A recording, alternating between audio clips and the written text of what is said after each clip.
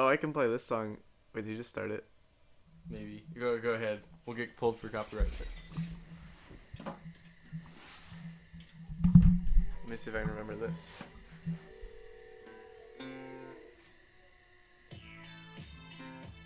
Nice. Kavinsky, right? This? Yeah. Yeah. How'd you know? Because I listen to it sometimes. Well, it's been a while, but yeah.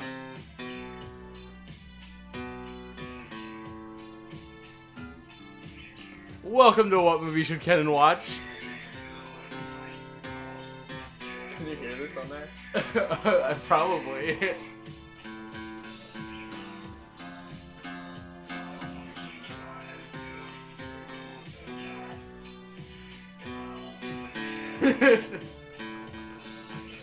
That's our new intro. We got the rights to this song. Okay, if we play any more of this song, we might actually not be able to release this part. So, Muffle it.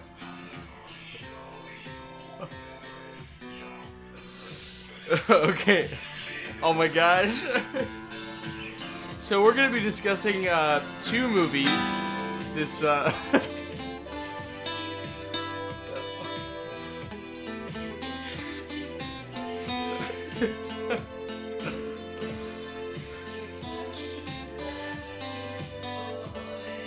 That was wrong.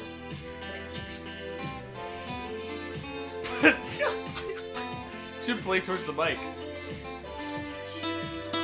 There it is.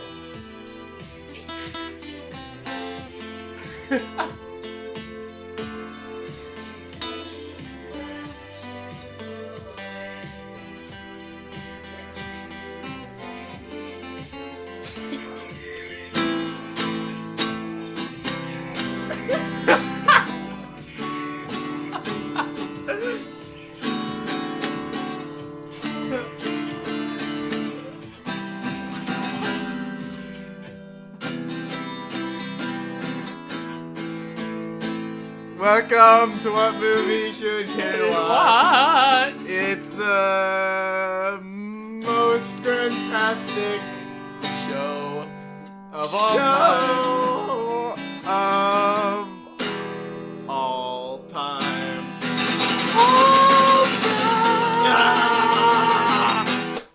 Welcome to What Movie Should Ken Watch. I'm Caleb. I'm Kenan, and you're And- listening to the best podcast of all time, Yes. for sure. And today we're discussing a double feature. This is kind of a bonus episode. No, it's a full episode. It's a We've full got full episode. content. Clayton, has Clayton watched a movie? Probably not. We'll make one up. He watched. We'll be fine. The audience doesn't know. The audience has no clue. Anyway, speaking of clues, we're reviewing two movies. One, I guarantee you've at least heard of, and one, I guarantee you have not heard of. So let's go to the first movie we watched. So we watched, since the last episode, we watched No Country for Old Men. Which was No Country for Old Men. Definitely was. Definitely. I'm confused about this movie. Okay. I shouldn't be. No but Country for Old Men was directed by the Coen brothers, stars Tommy Lee Jones, and was written by the Coen brothers. Tommy Lee Jones didn't show up till like halfway. Okay, it says Like- the editor on Letterboxd was the Coens. So if this is true, they wrote, directed, produced, and edited this movie. Good job, babes.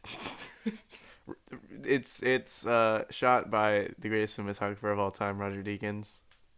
Fair enough. I haven't seen much of his work, but did he do Whiplash? No, he's Okay. have you seen Unbroken? No. Have you seen Oh Brother Where Art Thou? Yes, but not really. Have you seen Shawshank Redemption? Yes. He did that. Oh, okay. Yeah. You saw Skyfall? I don't remember that movie. It's good. Okay. It's fine. Yeah. Anyway, Caleb, it's your second time having seen this movie, correct? Yes, the first time I saw it, I was very taken aback by the ending. and I was kind of upset. And then the more I thought about it, the more I loved it. And this is like the movie that I judge every other ending off of, basically, for a Wow. movie. Like, how does it hold up against this ending? Please explain. Okay, spoilers. Spoiler alert for people who haven't seen No Country for Old Men. Caleb, I want you to explain why this ending is so good. Oh boy. Well, let me tell you. For one, you don't expect it. Did you prophesy this movie to end this way? Well, from Pseudo Cinema's thing, I knew that the good guys did not win. So, but I did not expect the policeman to full on just give up. What? What kind of ending is that? It was the I was expecting there the first time I was watching. I was expecting there to be a big showdown, like a big gun action showdown. Yeah. We definitely did not get that. Um, it subverts expectations.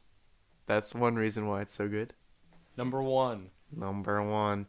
The second reason is all the subtlety stuff.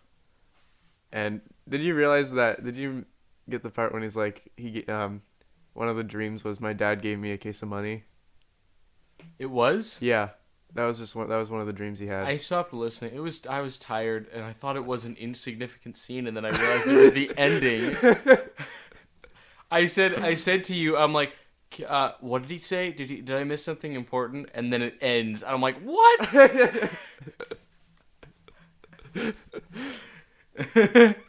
It's just like it fades to black. I'm like, okay, what's next?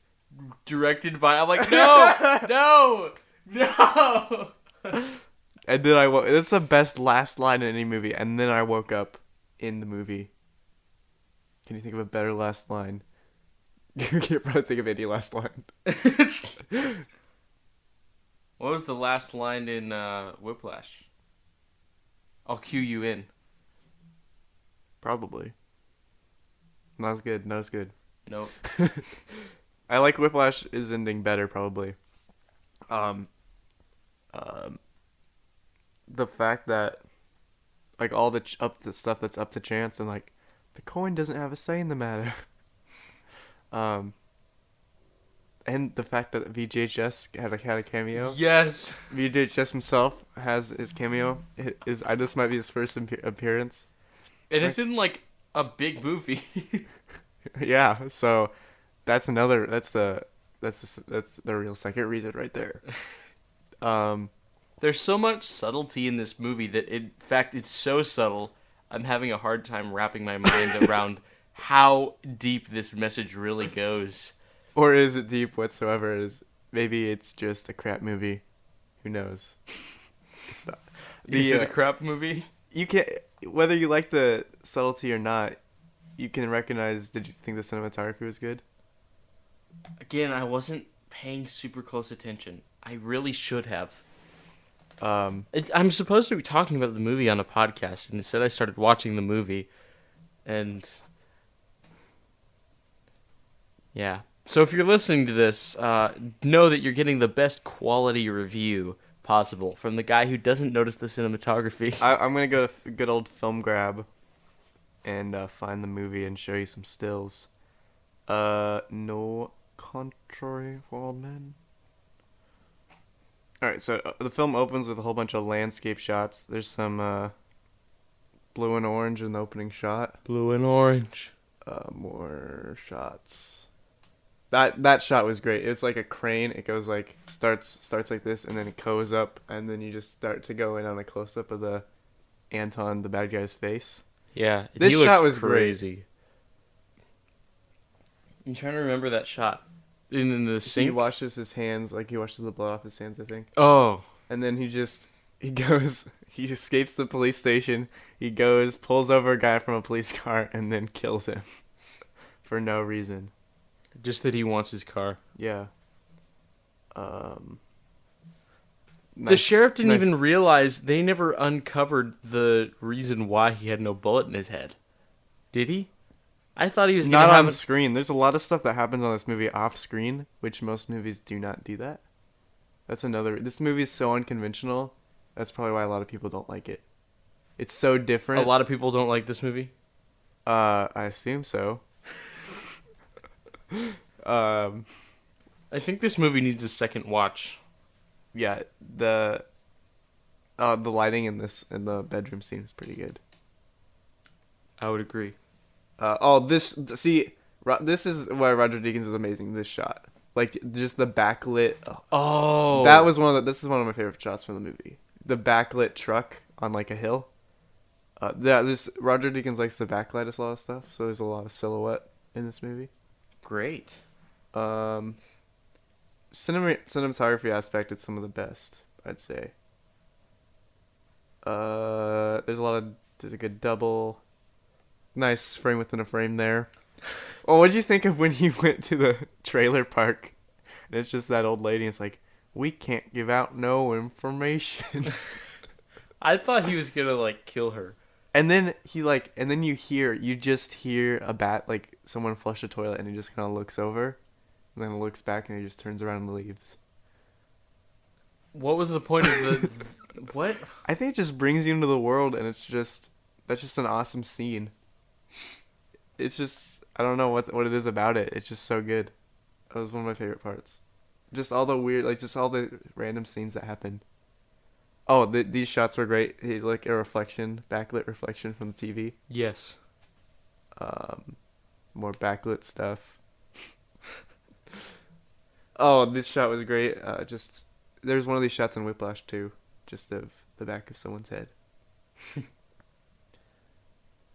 So what was the message of this? Actually, what was the story? I need to ask you what you thought the story was. Okay. What do you think the story was? Oh, look at this great Oh no! lighting from the side. Oh, that's beautiful. Okay, so Roger Deakins gets a camera out and starts filming these people. And by these people, I mean this person. What's his name? Lowell? I think his name's Lowell. He goes and finds this cash, like this. Well, he's just briefcase. hunting. He just finds it all by chance. Yeah, Oh, it's all by chance. Oh my gosh. So he's just Okay. hunting. He just happens to shoot a deer. So he's tracking the deer. Sorry to steal your thunder. Go ahead. This happens every time. And then, wow. And then he sees a dog that's shot, and he's like, all right, you can go from there. So the dog gets shot, and then the dog leads him magically to these people who are all dead except for one. It was like a Mexican drug. He doesn't follow the dog there. I think he just looks around. Yeah. So is it explained why all these Mexican people die? Is it related to the main bad guy? Okay, so yeah, that's why original viewing, I'm like, why is Woody Harrelson in this movie? It's really stupid. But he like gets introduced and then gets shot right away, which is interesting. So there's a drug deal, and then they all shoot out because there's a lot of money, and they want the money, obviously.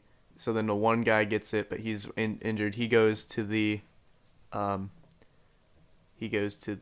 tree where Llewellyn finds him, but the accountant, who is the guy in the 13-story building. Yeah. Actually, it's 12 stories.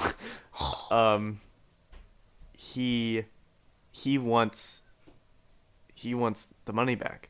So he hires the Mexicans who were in the drug busts, like who were in the same gang as the drug bust Mexicans, and then he hires the main bad guy, and then after that he hires Woody Harrelson. And then the main bad guy gets mad because the guy, he says you only pick the right tool for the right job, and he is the right tool. So he kills Woody Harrelson because he's mad at the accountant. And then later he goes and kills the accountant. Wow. See, I didn't pick up on any of that. I didn't know the accountant was related to the drug thing. Yeah, if you didn't know that whole all the scenes with the accountant make no sense. A lot of scenes I thought made no sense because it was hard for me to pick up. It's that subtle. I don't know if rewatch. I don't know if I picked that up on first viewing. It's not a masterpiece because it has a lot of pacing issues, I think. Okay, so I'm not It's not not it's alone. not a 16 out of 16 movie. Okay. Um it's still I still say it's a great movie, and it certainly has a really good ending. Um all right, are we going to finish this what the story was? Yeah. So Anton Sugar is his name. Probably. Um, Let me look it up. Anton Shagir, Shigir. something like that. We're probably pronouncing it wrong. Anyway. I wonder how we pronounce it. Anyway, he goes and tries to find the money. The guy who originally stole it is doing like he's basically bending over backwards to be able to hide the money, hide himself from the guy who wants the money, and eventually hide his wife. But then that doesn't even happen, and he dies, but not from the main villain, which is another thing that just happens by chance. It happens off screen. You kill your main character off screen just because. Did he go and try to get with that one girl at the pool? Is that what No. was that implied? No, the video we watched like this video breaking it down because he didn't go to the girl's place, he was killed. I thought it was because he went. Then why was he in a room there? Because he was staying there. Okay. It was a different room. Because she was dead in the pool. It's funny. He's brought up as a good character because he goes back and gives the person water, which as soon he goes back, gives the person water, then the Mexicans come, break his car, and then are looking for him. That scene where he's running away from the car is kind of dumb because they kept missing him. Yeah, I'm like, as soon as I thought it, I'm like, he's a dead man. The entire scene, I thought, he's a dead man. He's a dead man. But for once he some jumps reason, down and like- goes into the water, they should have been a little further away because he would have probably got shot. Anyway, the dog's chasing after him, and it's like, oh my gosh, the dog. So then the second he shoots the dog, I'm like, wow, he's gonna die, because that's a rule. If you kill a dog in a movie, you have to die. It is? Yeah. I didn't know about this rule. To name a movie where a character kills a dog and they don't die. Can Well, now that you put me on the spot, I can't even name another movie where a character shoots a dog. But wow. that is an unspoken rule. Not the dog. Remember Oh, that John joke? Wick, yeah. In John Wick, that's the whole plot. The bad guys kill his dog, so then he kills like the whole mafia because they killed his dog. It's That's hilarious. beautiful. There's like 100 people who died just because one of the guys shot his dog. That's taking that rule and making your whole plot center around it. And then Rocket Jump made a video where they kill his master and the dog goes kills the mafia. Anyway, what happens? Shigeru goes after him, doesn't actually get the money. Nobody gets the money. It's just in a field. Yeah, so the main character dies, but not by Shigeru, and then Shigeru gets there. He's like, okay. Almost has a fight with Tommy Lee Jones. Yeah, Tommy Lee Jones is just kind of in this movie. Does he really do anything? Except speculate and kind of No, he does. do detective- That's his point because he always hides behind his deputy, even when they because he's trying to get out of the business. Okay. And I like when he's talking with the other old guy and they're just talking about how all this new stuff or how evil has always been in the world. It's just, and you can't really do anything about it. They're like, well, I guess. And then it's like all these people are with bones in their noses. That's funny. This takes place in 1980-ish, I think. Is They that had what it pretty said at the old beginning? TVs.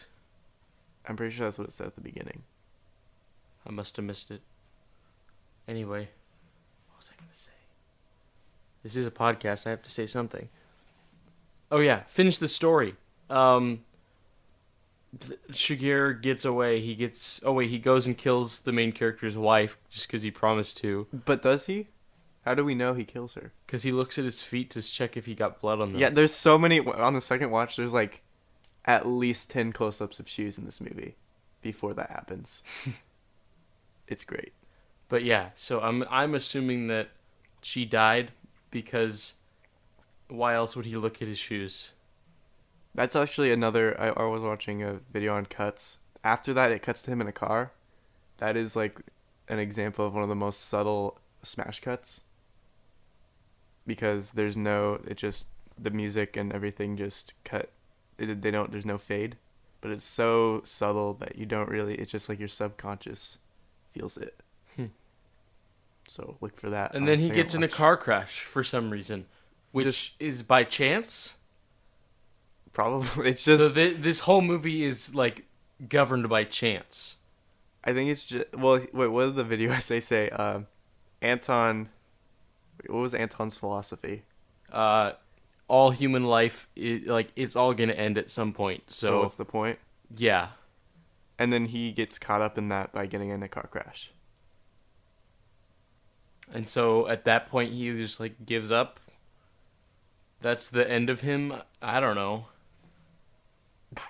It's so confusing, right? Like why? Why is that the end of his arc? I would have thought he gets in the car crash and then he goes and fights Tommy Lee Jones. But Tommy Lee Jones is dead at that point. I forget, when I first watched it, I didn't realize that he died. But then on second viewing, there's like 10 seconds of close-up of him dead. Wait, Tommy Lee Jones? No. I meant the other guy. The main character. Louis. Oh. Llewell. Oh, you didn't know Llewell was dead the first time? Yeah. And then I'm like, oh, wait. And then I thought back about him. I'm like, oh, yeah, he's the guy who's dead in the hotel. Yeah, you expect it to be something it's not. Oh, Well, there's a great frame within a frame with practicals. can I see that? Yeah. I love the hotel scene when he's running away. Like, just in the streets of trying to run away from Shigeru. Oh, that was great. I felt like it was one of the best horror movies I've ever seen. But there was only that scene, so... It's really an interesting movie that makes you think. Who's the sheriff? What's his name? Tommy Lee Jones? His actor name is... So when Tommy Lee Jones goes to see the dead body, you don't ever see the body. Who is he going to see? I'm assuming that's Llewell. Because it cuts right from him looking at Llewell to, like, that. Him in the morgue. So probably... Oh, a great backlit shot right there. That's when he's talking to the guy about how dumb the world is, right? Okay, this part I don't get. So he looks through the keyhole, and he sees the bad guy, Anton, in the circular reflection. Yeah. And then you cut to this of Anton, which is great shot right there. And then he opens the door and Anton's not there. So is Anton in a different room? Or was this just a really deep metaphor I didn't get? I have no clue. So yeah, so I liked how in the video essay, I didn't pick up on this while I was watching the movie. He's like, the door handles represent the coins. And him looking through it is like the 50-50 chance of him being in there. Because he's in the reflection of the circular coin that's represented in the door handle. Too deep for this. If you really think about it, it's probably amazing. This on my favorites list right now is a movie called Meek's Cutoff, which you haven't seen. I think it's on Netflix. Not many people have seen. It's the first movie that had an ending like this where you go, what? But the thing is, it makes you talk about it.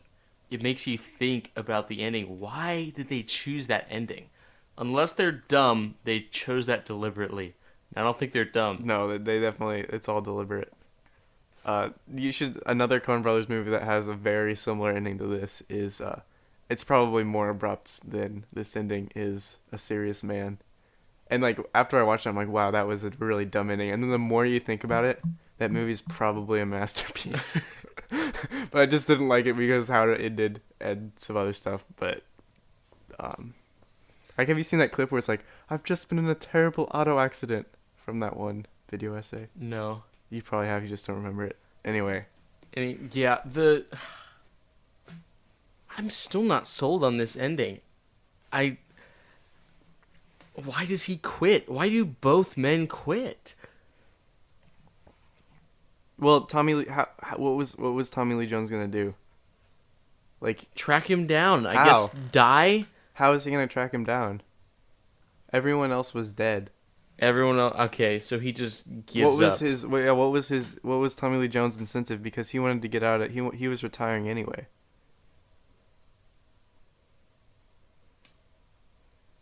I just don't know. I guess he either chose dying or retiring. And yeah, so but the ending makes sense if there's no incentive for him to go off after Anton. What was the whole conversation with him and his brother or something about God? Oh, this guy. Yeah. He was brought up in the video essay. Oh, is this one they're talking about? Oh yeah, he explains in like 1909, there was like this really horrific murder, and how it's still happening today. And it's like nothing has changed. There's always been evil in the world. So it's saying there's always been evil in the world, and a lot of stuff is governed by chance, even though it's balancing between fate and chance. I don't know if the specific scene's saying that, but I don't know, and I don't know if the whole movie's saying that. It's too deep. This movie's so deep, so it automatically gets 18 out of 16 because we can't comprehend it. It's beyond our comprehension scale. But yeah, the dialogue is fantastic. In my opinion, the cinematography is really good. The editing is great. So I guess what we don't like is How subtle it is. the Wow, I sound like a Hyperlight Drifter hater. the subtlety and pacing. And I I'm would just not probably as agree. engaged as I was when I watched Whiplash. Whiplash Because is Whiplash a better is a movie. 16 out of 16 movie. um, Yeah, this is a good movie though. I would have to say, even though I'm really confused. It's obviously well made. Wait, did we say 13 out of 15 or 13 out of 16? We loved it. Is that Yeah, that's still loved it. Yeah. all right? Dude, do you want to get into ratings, or do you have anything more to say? Yeah. I'm gonna wait. Do you want to go first since you didn't see this movie? You haven't seen this movie yet? Me? Yeah. Yeah. I think I know what you're gonna give it, and I don't think I'm gonna give it the same. I think 13 out of 16. It's really well made, but I can't. I don't know. I might change it once I rewatch it, but right now my head's spinning, and I think that might be a good thing. But yeah, I think Yeah, I'm gonna give it 13 out of 16, even though the ending is 16 out of 16. It was number 8 on my favorites list, but I made this list after I saw it a while. Now I moved it down to 17. I think all the movies before it are better. I have to say I do want to rewatch this movie now. A lot of other ones I'm like kind of in general, I have to rewatch it, but this one I have to rewatch it. Maybe watch it with your parents and get their wisdom. Indeed. Now, should we go on to our next movie? Yes, the Academy Award winning movie, directed by Caleb Harris, written by Caleb Harris, starring Caleb Harris, edited by Caleb Harris, DVD'd by Caleb Harris. and probably shot by Caleb Harris and some friends. The Junction Laddies presents Misouri Trippin. The 72-minute 2016 film. Which were the only 2 reviewers on Letterboxd. I actually added this movie to Letterboxd. Oh, you did? Yeah. Because I'm like, if I'm How do gonna you watch, add a movie to Letterboxd? so Letterboxd takes all this information from this movie site. I don't remember what it's called, and anyone can add anything to that site, pretty much. So there's like, you can add like your YouTube video to that. Nice. We could add Take a Step Back and then watch it every day. So I just went to that and then typed it. It was on IMDb, so I just copy and pasted information. So I'm like, all right, I'm gonna if I'm gonna watch this movie, I need to log it. So yeah, So literally nobody knows what this movie is. no, except for the moving image, because he liked our review. Who is the moving image? So in movies, there's usually 24 frames. So there's one of those as an image, and as it's moving through the 24 frames, that's him. He's in every single movie, hiding in the images. He is moving through them. So if he dislikes a movie, does that mean he dislikes himself? His rating system starts at 3 stars and then just goes down from there. Like What? look at it. It mainly is 3 stars and it's mainly everything lower than that. Wow. He only has 25 star, 16, 4.5, and 51 4. He's one of those people. Anyway, we're back to the movie we're talking about. Caleb, do you want to ask me what the story was? Should I do the story this time since you did the story last time? Sure. Well, what was okay? So, the movie starts. Good luck. The movie starts. Wow, movie starts out. Full spoilers for this movie. If you want and you know me, I'll lend you the DVD. Movie starts out with some incredible establishing shots of Iowa and just cornfields and cars, and then you get to this almost magical reverse shot structure of Caleb and wait, it's Stoney and who's the other guy? Kyle. Kyle? I thought it was. Kyle and Stoney. Wait, I have it here. Yeah, Kyle and Stoney. Which one is Stoney? The guy who smokes? No, Kyle's the guy who smokes. Right, so Stoney, Kyle's like, oh, we're almost to the border, and then they're trying to get to Missouri because the movie's called Misouri Trippin, and so they're going to Missouri, and then they're like, oh, we're about to cross the border, but then they look at the border sign, and it is the Minnesota state sign, and then he's like, oh my gosh,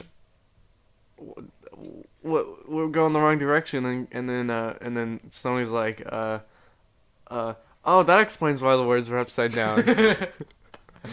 And then he's like, you know what this means? And then Stoney's like, they sold us a broken map. That is some hilarious dialogue right there. It's and then so this, good.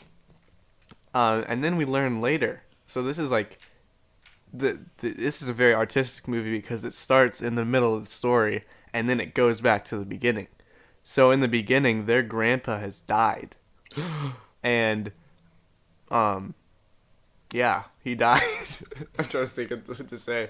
So then There were so many great close-ups of the people who were mourning him. yeah, his grandpa's actually a horrible person. We soon realize. Anyway, the guy, the antagonist of the movie,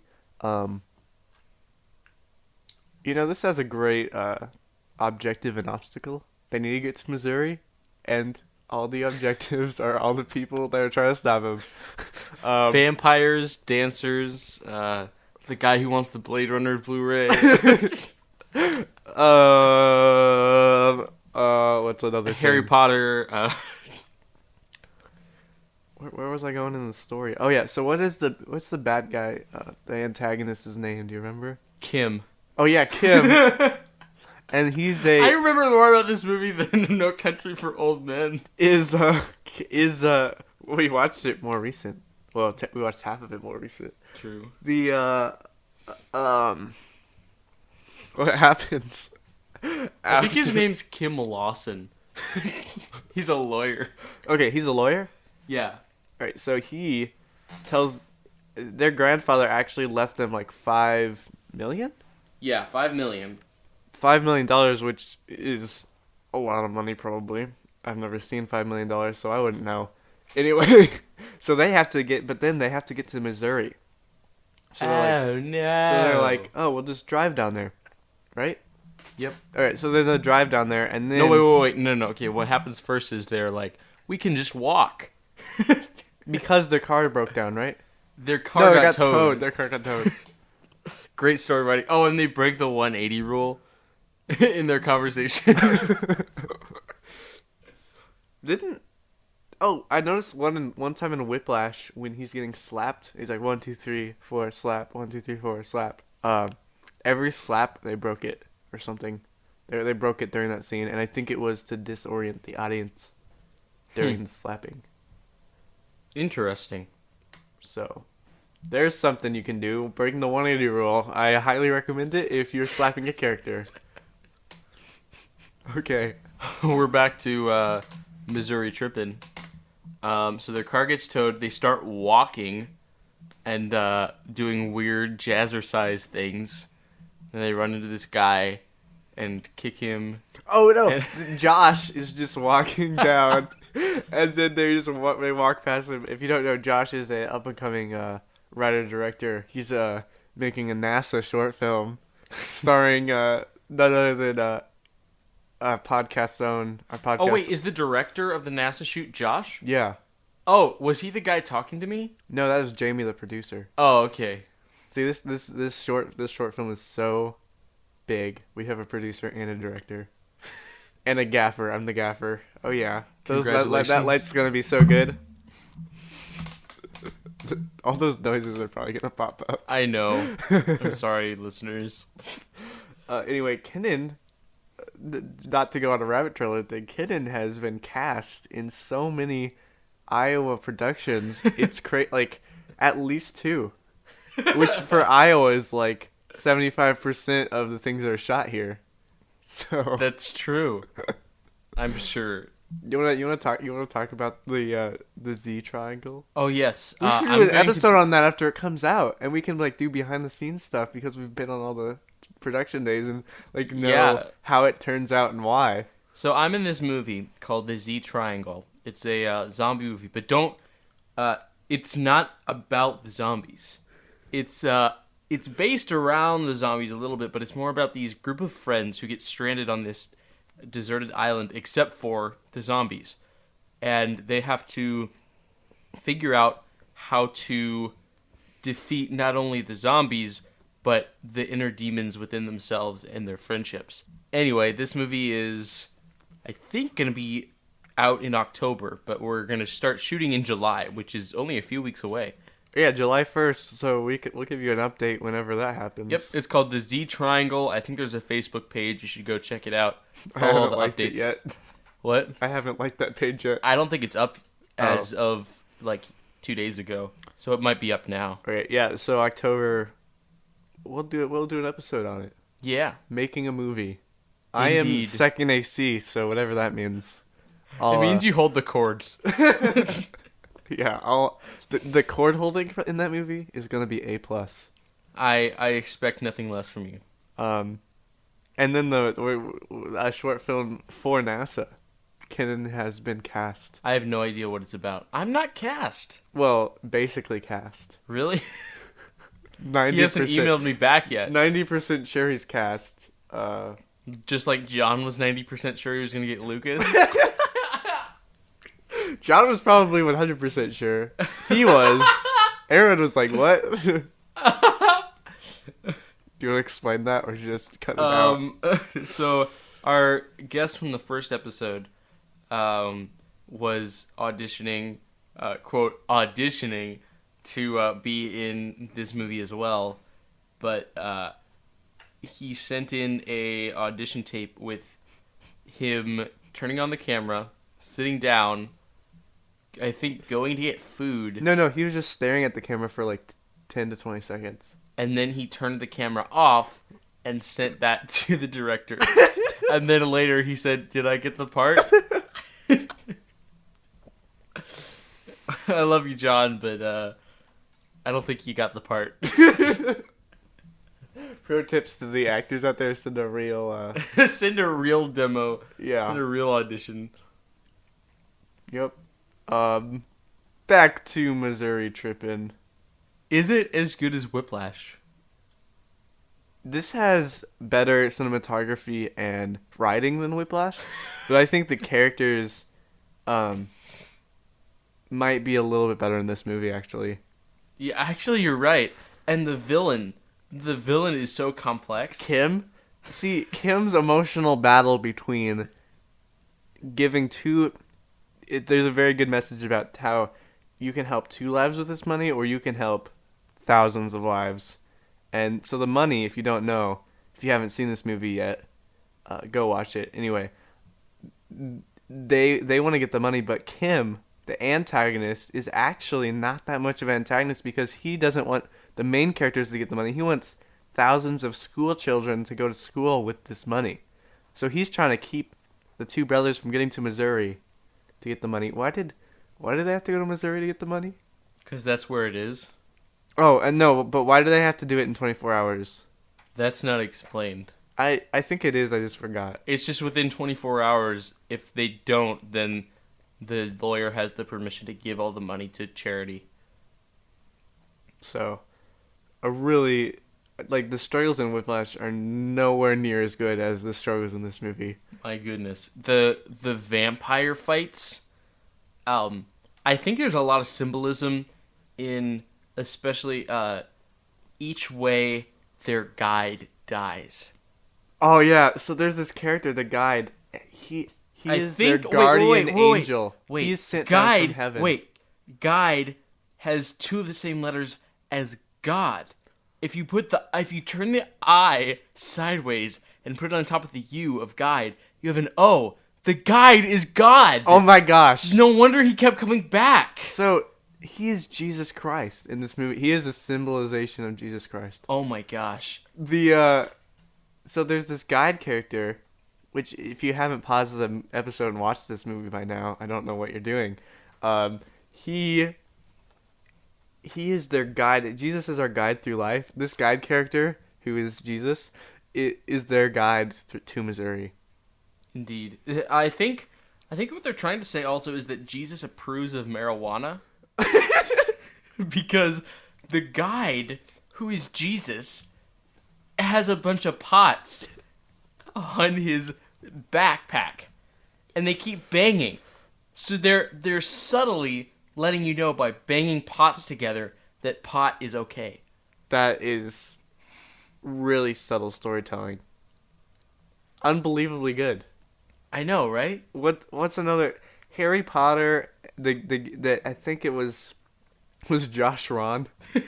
Josh makes another great cameo as a wizard with a whole bunch of makeup on, and I think the cracking of the wand symbolizes that the 2 main characters have had enough of this crap and they're going to Missouri, and they broke the wizard's wand, and that's just a symbolization of them breaking the strings off their back. They're taking off the boulders pots off their back. Yeah, they're taking off their they're just going for Missouri, and they're getting rid of everything that stops them, and that's just great symbolism in them breaking the wand.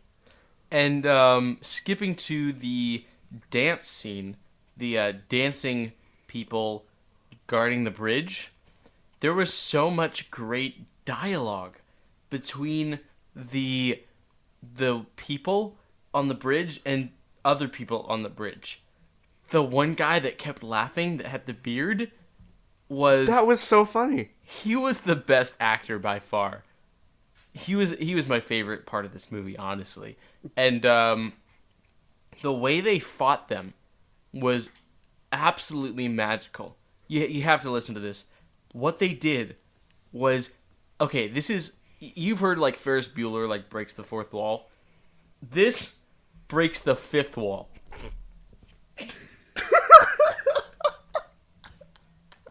How does it break the 5th wall? So this movie comes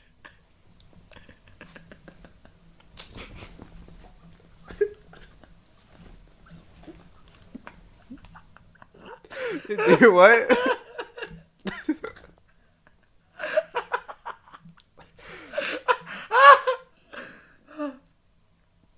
So this movie comes out like, I think it's implied very heavily, but also very subtly, that Kyle comes out. What are you trying to say? Kyle comes out and scratches the DVD. So, yeah. So any conflict that the two parties have is completely skipped, literally skipped, so that they don't die. I think We never find out how they get out. We just see that they're floating in a river later. just how we're floating through life. So basically, the DVD, they must have had this time to a T. They are conflicted. They jump off, and right at that moment, as they're jumping into the water, the DVD just stops, and that it has to be symbolism for just how there's nothing gets wrapped up in a nice little bow in real life, and we're just floating through life. And whether they made it to Missouri or not, that's not the message of the movie. It's much deeper than that. In fact, the last 6 minutes of the movie aren't reachable. Just like the real things that we're trying to grasp in life are never attainable. The things that we try to reach for can never. The very top is inattainable, and as life goes on, people reach for the top, but slowly compromise, and it brings the bar slowly down. This movie is trying to communicate our shortcomings in life. If you thought No Country for Old Men was subtle and deep, I'm gonna lower my No Country for Old Men to 5 out of 16, and this definitely gets 17 out of 17. You know what? I can't even believe you have Old Country for No Men so high. It's like a negative 18 out of 16. I can't even believe that you would even keep it in the positive after watching this movie. This movie is unbelievably good. There's a Where's Waldo? His name's not Waldo. It's Wally, I think.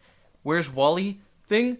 And They it's a go government conspiracy. It really is. And it's saying how the media we receive is filtered even though we don't realize it. Now that VidAngel is gone, or at least in court, we have no other way to be filtered than through the government. And in this, one of the greatest action scenes of all time is in this Where's Wally chase scene. So Kyle and Stoney go and chase Wally, and they start as basically over the shoulder of Kyle and Stoney following him. But the cameraman, oh my goodness, the DP is phenomenal in this, slowly moves up and pans across to show everybody in a different. Wally is now in the foreground, and Kyle and Stoney are in the background, showing that the tides are turning in their chase. Yeah, at this point, Caleb Harris knows that not only the characters are moving, but the camera is part of the scene. The camera is a character. The camera is us. The camera is like the filter of the government. I think that also the people in the foreground and Wally in the Wally in the back. Wally's in the foreground, right? Yes. And the people are in the background. That's Wally's a symbol of government. He in this shot, he is government, and how the government only thinks about themselves, and the people are in the background. My goodness. This, the more I think about it, this movie is a complete masterpiece. This is the best movie I've ever seen in my entire life. It pales.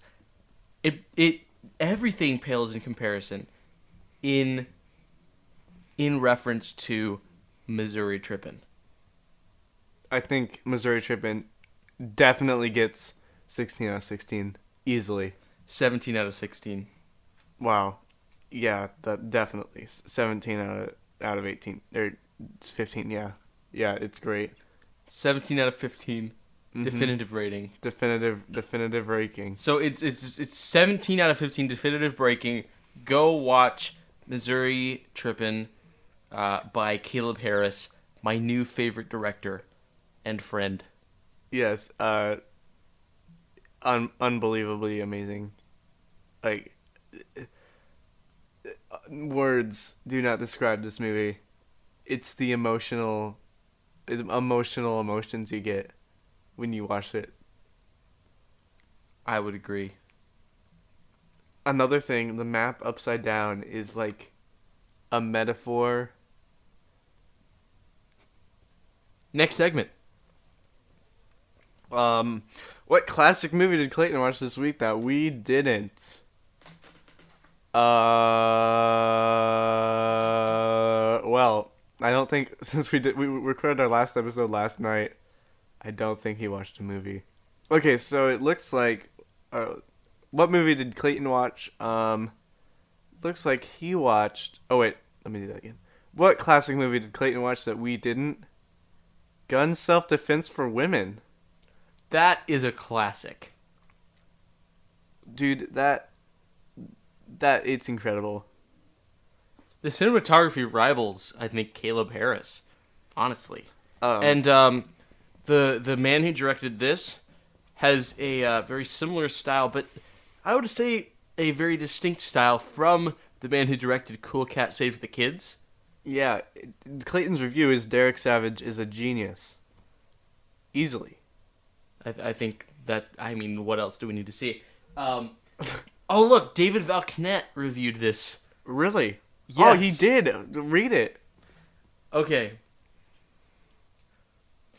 Gun Self-Defense for a Woman is definitively the best Derek Savage film. That's it. That's one of his shortest reviews. Wow. That was great. Clayton, next week I expect you to watch more than just one movie. Should we go to the David Canet thing segment? That was just the David More Valknett. David. What are we at? We're at 55 minutes. We gotta make this over an hour. He didn't watch Old Country? How Oh no, wait, he dare just rated it 5 stars. He didn't review it. Lame. David Valknett did not review No Country for Old Men, though he gave it 5 stars. So I don't agree with that anymore, though. Like, I thought it was good, but after watching all these different movies, like Gun Self-Defense for Cool Cat and Misouri Trippin', it's just not as good. You should read his Blair Witch review. Oh, is that a bad movie? No. I think it's great. Just Blair Witch? Blair Witch Project. Believe it or not, I have gone 20 miserable years on this measly planet without ever having seen the Blair Witch Project. I have been put off by the vitriol of both camps, those who love it and hate it. There was the initial hype, and then the backlash, and then the anti-backlash, and then the backlash all over again. Luckily for me, I'm good at divorcing myself from all the good things that are not the actual film when watching. So, I watched it tonight, alone, in the dark. And it was... Scary. Yeah. It really was. I got a strong Texas Chainsaw Massacre vibe, in the sense that it felt guerrilla, DIY, and real. By real, I meant that there was a small crew, and it was shot on location, etc. And then just like Texas Chainsaw Massacre, there was a pervasive sense of atmosphere, madness, and insanity. Many times when a threat is implied in film, it doesn't mean anything. However, that's not what the review says. Many times when a threat is implied in film, it doesn't feel threatening. However, the Blair Witch Project gets everything right. I felt the external forces were lurking in the woods. I felt my sanity slipping as the psychological taunts escalated in intensity. And I desperately craned my neck to look around the corners during the amazing finale. This will definitely be appearing on my top 100 films, since I have time to properly digest it. Don't get caught up in the hype. Watch it for yourself, and make up your own mind. Wow. This sounds almost as good as Misouri Trippin'.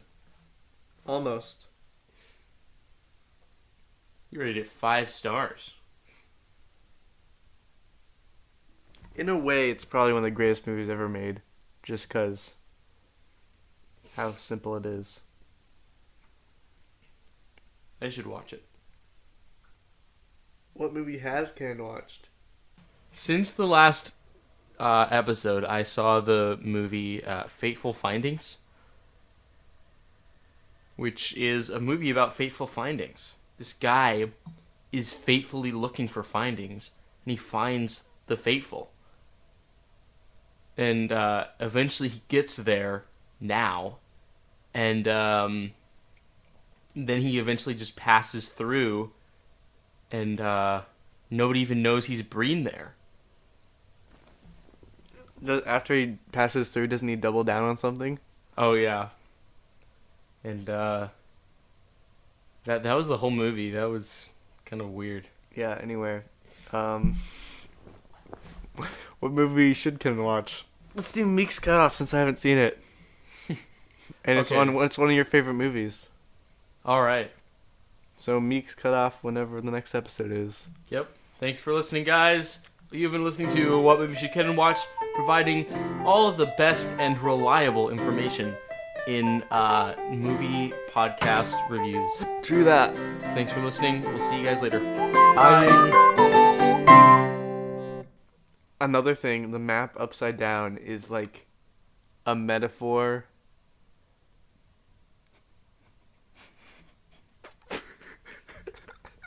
You should just cut it off there and then do like next segment.